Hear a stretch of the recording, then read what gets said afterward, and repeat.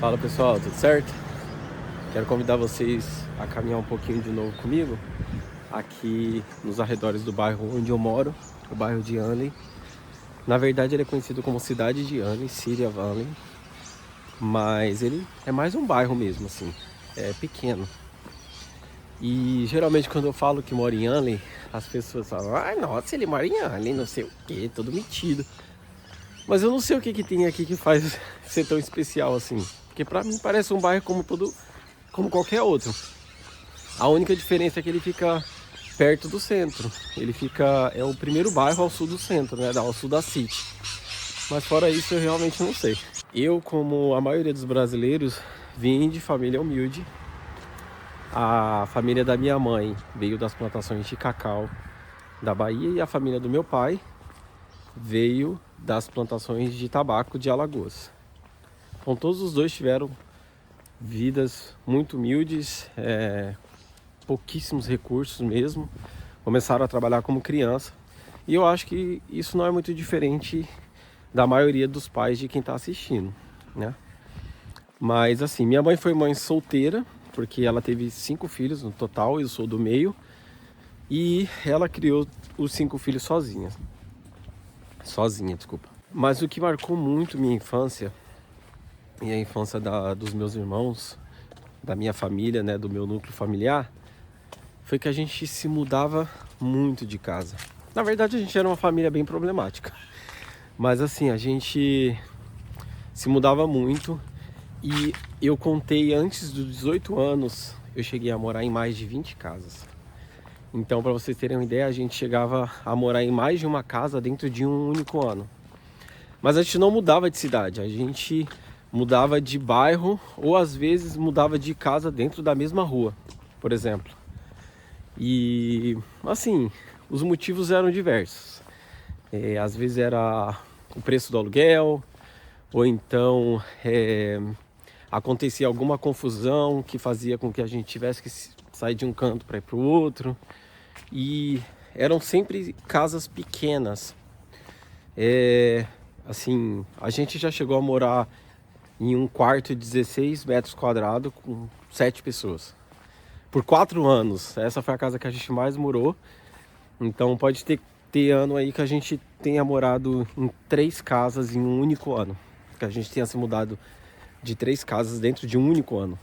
E com a idade eu comecei a perceber que isso tinha criado uma lacuna afetiva muito grande na minha memória, sabe? Porque eu tinha uma sensação de que eu não pertencia a lugar nenhum. E isso é muito ruim. E consequentemente eu comecei a ter uma certa obsessão por casas, pela moradia, pelo lar, sabe? A primeira vez que eu vi uma planta de uma casa, na verdade foi um rabisco que meu padrasto fez, o pai do meu irmão mais novo. Ele é pedreiro até hoje, né? E na época ele estava desenhando a própria casa dele, que ele pretendia construir no futuro, e de fato ele construiu. E ele fez alguns rabiscos, só mostrando as paredes, janelas, portas e as escadas. E eu me apaixonei por aquilo. Eu vivia desenhando. Eu chegava da escola, eu colocava eu tirava as coisas da mesa, colocava os meus cadernos, enchia de folha e ficava desenhando horas ali. Todo tipo de casa que eu imaginava, casa que eu via em filmes e tal. Eu gostava muito disso. E aí, acho que alguns meses depois, talvez, a gente foi morar nessa casa que meu padrasto construiu. A gente morou lá, acho que durante 2 anos. Ele costumava trazer muitas plantas oficiais de arquitetos. E eu comecei a ler plantas de casas e a copiar elas e fazer as minhas próprias plantas ali. E para ser sincero, na época eu não achava difícil. Para mim parecia muito orgânico aquilo. Como eu usava folhas de A4 e de caderno comuns, elas não eram muito grandes, então eu colava umas nas outras, ia fazendo folhas maiores para poder fazer casas maiores. E foi nessa época também que eu aprendi a trabalhar com escalas. E aí eu gostava, quando eu queria uma casa com mais detalhes, que eu desse mais atenção para os detalhes, eu fazia com uma escala maior. e juntava uma folha na outra e dava certo. A gente chegava a desenhar cidades inteiras, assim. É claro que não com muitos detalhes, mas como eu disse, eu passava horas fazendo aquilo, eu gostava muito. Então, com a adolescência chegando, eu comecei a pensar em estudar engenharia civil. Mas tinha uma coisa que eu queria muito mais do que estudar e ter um diploma, que era a minha independência financeira. Eu queria muito arrumar um trabalho onde eu pudesse me sustentar, onde eu me sentisse seguro para começar a minha própria vida. E foi assim que eu comecei a prestar concurso e acabei passando no concurso da Marinha em 2009. Entrei em 2010. Eu me pergunto hoje em dia até por que eu não pensei na ideia de ser pedreiro, por exemplo. Mas eu acho que essa resposta todo mundo já sabe, né? O pedreiro é uma profissão desvalorizada no Brasil. Eu sei que vai ter gente que vai falar, desvalorizada, mas eu pago tão caro pro cara fazer a minha obra em si. Mas é uma das profissões mais pesadas que se existe. E o pedreiro no Brasil é o carpinteiro aqui na Austrália. Porque assim, o meu objetivo era um diploma. Mas será que eu realmente precisava de um diploma para fazer aquilo que eu queria fazer, que era construir casas? Então, Mas assim, eu poderia ter adquirido meu diploma em seguida, mesmo estando na Marinha. Poderia ter estudado para engenharia civil, arquitetura, para qualquer coisa que fosse. Mas eu meio que entrei na crise dos 20, sabe? Eu passei a ficar muito indeciso sobre o que eu gostaria de estudar, sobre o que eu gostaria de fazer. E por causa disso eu cheguei a iniciar 3 graduações e não concluí nenhuma. Tem alguns outros motivos também. E durante esse período também eu tive vários problemas familiares, como a doença da minha mãe. E querendo ou não, não é uma família, a minha família como um todo, dos dois lados, não é uma família estruturada, onde as pessoas estudam, né, tiram diplomas, passam em concursos públicos. Então, assim, às vezes a gente tem que nadar contra a correnteza e em algum momento a gente acaba cansando. Até que isso culminou em 2019 com uma crise existencial terrível que eu tive. Me tornou muito desacreditado do futuro. Mas eu fui me recuperando nos últimos 3 anos, os 3 anos seguintes, que foi quando eu fui para São Paulo. E nessa recuperação eu comecei a ter mais foco. Eu comecei a ter ideia mais claras do que eu gostaria de fazer, como eu iria fazer. E isso simplesmente aconteceu. Então, nessa época eu comecei a ter algumas aspirações que se tornaram projetos e em seguida se tornaram fatos concretos. A primeira delas era sair da Marinha e eu já tinha decidido isso um pouco antes, mas eu não tinha coragem. Era uma decisão muito difícil porque eu já estava 13 anos na Força. Querendo ou não, é um trabalho que te oferece uma boa estabilidade e até um certo status. Então, assim, não foi uma decisão fácil de tomar. E pela minha história, eu já tinha alcançado um pouco daquilo que eu gostaria de, né, que eu almejava quando eu era mais novo. Então, foi uma decisão bem difícil. A outra decisão difícil que eu tive que tomar era deixar o Brasil, ir para outro país, morar em outro país, aprender uma profissão em outra língua. Então isso me assustou um pouco no início. E eu sei que para algumas pessoas esse tipo de experiência, por exemplo, de morar em outro país, visitar um país como a Austrália, que tem uma qualidade de vida muito boa, pode ser algo banal, algo comum. Mas para algumas pessoas isso é o auge assim da vida delas, entendeu? Porque são coisas que algumas pessoas nasceram e cresceram acreditando que elas nunca teriam essa oportunidade. E eu tô falando isso porque às vezes a gente subestima o sonho do outro, né? Porque você tá pensando com base na sua própria história. Mas para algumas pessoas isso é muito importante, entendeu?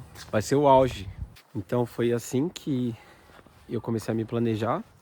Lando e eu, a gente começou a se planejar uns 2 anos atrás. O plano inicial era o Canadá, acabou se tornando a Austrália.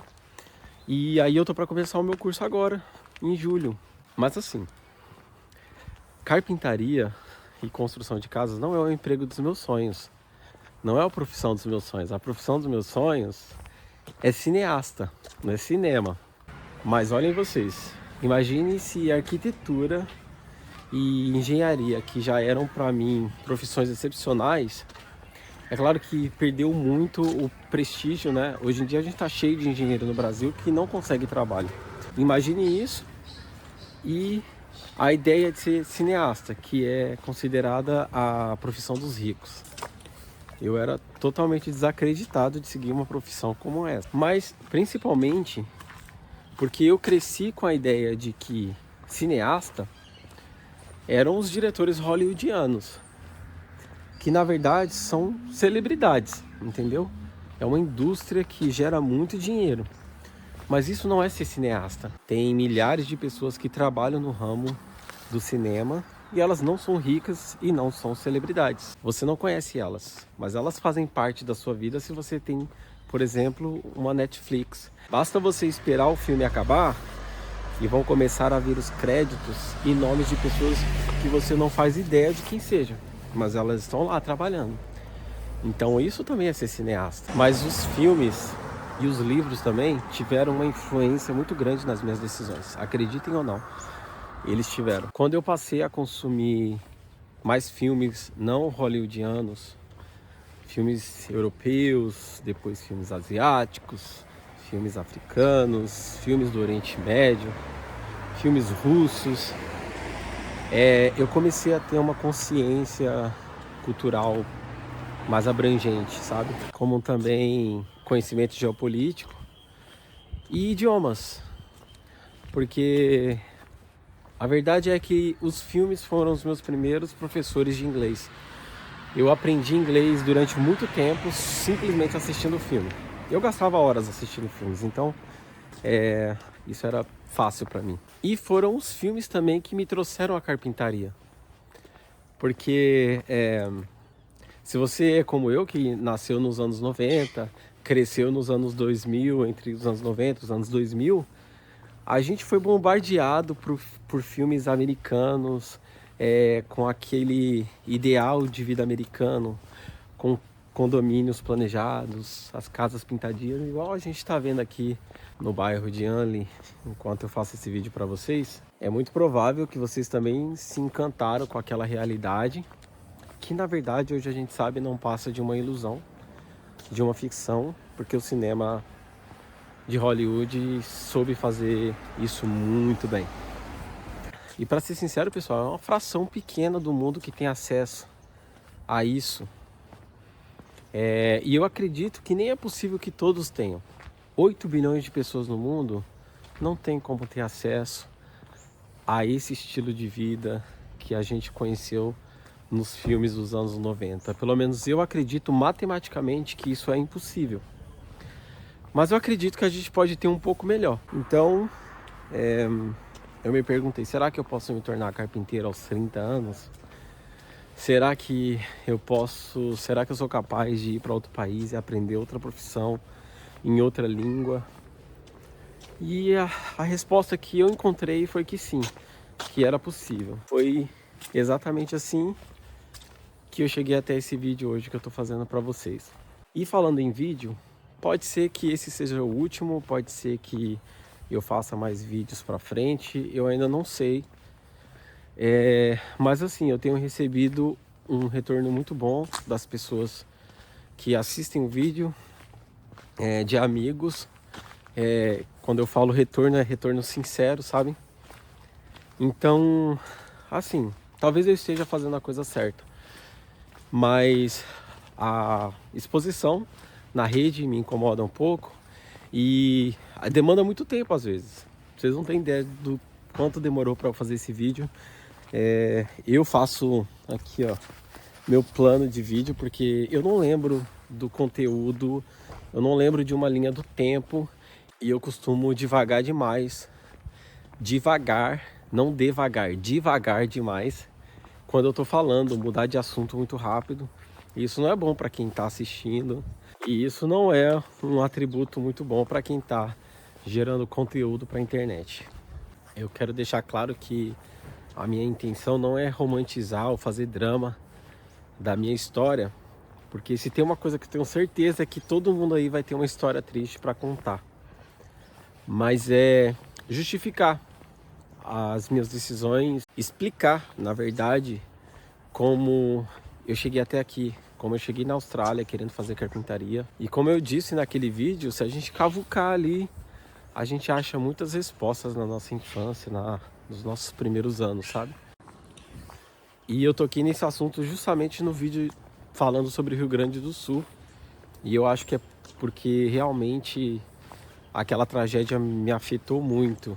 E foram milhares de pessoas que perderam suas casas. Então eu acho que isso despertou memórias antigas, sabe? Então é isso. Eu espero que vocês tenham curtido.